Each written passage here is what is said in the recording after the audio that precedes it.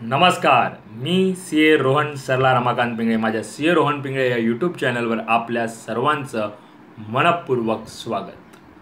सुरुवात करूया self mastery भाग 8. आणि आजचा आपला विषय आहे झोकून देऊन काम करा.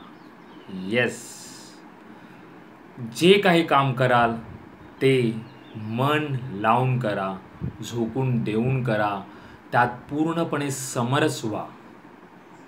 कारण का आपल्याला जर सेल्फ मास्टरी स्वतःवर करायची असेल तर कुठलंही काम करताना पहिले हे लक्षात ठेवायचं आहे की ते पूर्णपणे आपल्याला झोकून देऊन करायचं आहे, मन लावून करायचं आहे, उत्तमच करायचं आहे. कारण का कुठलंही काम करताना आपल्याला पद प्रतिष्ठा पाहायची नाही आहे. काय होतं, जेव्हा आपण पद प्रतिष्ठा पाहून काम करायला जातो ना, तिथे आपलं चुकतं आणि तेच आपल्याला करायचं नाही आहे. आपल्याला काम करायचं आहे आणि आपल्याला काम केल्यानंतर आपोआप ती पदप्रतिष्ठा प्रसिद्धी मिळेल.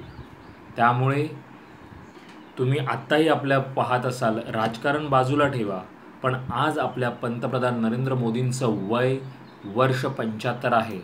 पण तुम्ही त्यांच्याकडे पाहिल्यानंतर तुम्हाला असं वाटतं का ते किती आणि केवढं काम करतात, त्यांच्या कामाचा किती अवाका आहे. आणि तुम्हाला सगळं त्यांच्या पूर्ण अटायरमधून, म्हणजे तेव्हा तुम्ही त्या व्यक्तीकडे पाहता तेव्हा तुम्हाला काय दिसतं, म्हणजे त्यांच्याकडे पाहून हा उत्साह आला पाहिजे आपल्याला स्वतःलाही. म्हणून मी जसं पहिलंच म्हटलं की राजकारण बाजूला ठेवा, आपल्याला काय शिकायचं आहे, स्वतःवरती जी मास्टरी आपल्याला करायची, जी सेल्फ मास्टरी आपल्याला करायची आहे ना, तीही अशी आपण करू शकतो.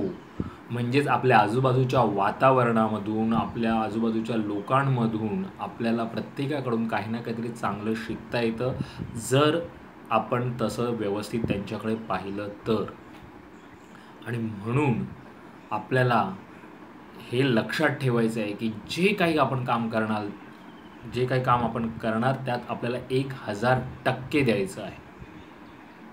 एवढं लक्षात ठेवा की पद प्रतिष्ठा प्रसिद्धी हे कामाचं रिझन असलं नाही पाहिजे. कामाच्या नंतर आपण जे काम करणार ना, त्याच्यानंतरच पदप्रतिष्ठा प्रसिद्धी ही आपोआप मिळत असते आणि मिळणारच.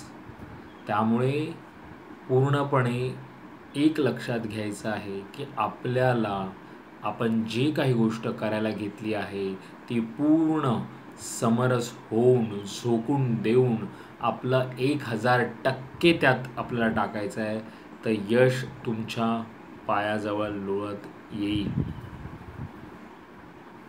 आणि अजून एक, कुठलंही काम करायचे असेल ना तर लाज बाळगू नका.